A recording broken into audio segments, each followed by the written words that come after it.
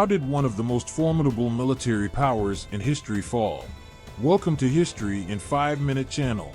Today, we'll uncover the 4 reasons why Nazi Germany ultimately lost the war. The last one will shock you.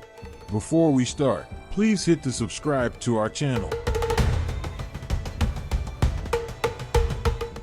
Why did Germany lose? Germany's defeat in World War II was due to a combination of inherent weaknesses and the strengths of the Allied and Soviet forces. German weaknesses.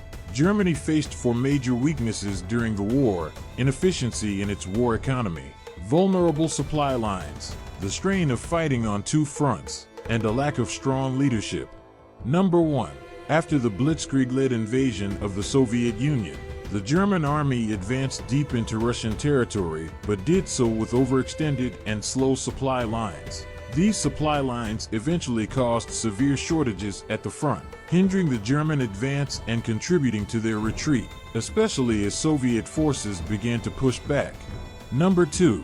Germany's war economy was another critical weakness. Despite committing 75% of its GDP to the war effort by 1944, compared to 60% in the Soviet Union and 55% in Britain, Germany faced severe shortages of fuel, coal, and food throughout the war. Albert Speer, appointed Minister of Armaments and War Production in 1942, attempted to fully mobilize the economy, but these efforts came too late. By mid-1944, the economy had peaked, but Germany was already on the defensive, fighting on 2 fronts. Number 3.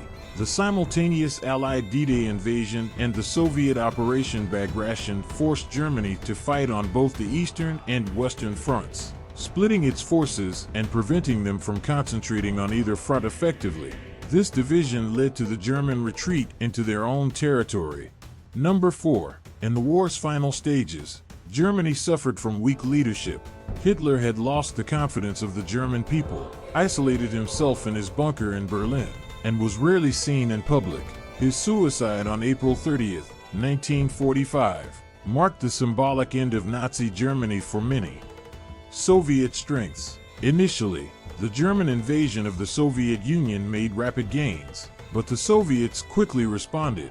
The German assumption that the Soviets were racially and economically inferior and that the war in the East would be swift proved disastrously wrong.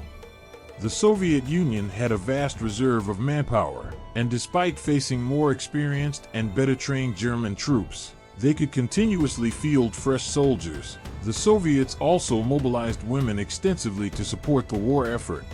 As the war continued, Soviet troops became better trained and equipped, thanks to the Soviet war economy's mobilization and the support provided by the Lend-Lease program. Allied strengths. At the war's outset, the Allies suffered significant defeats due to early German victories, such as the Battle of France.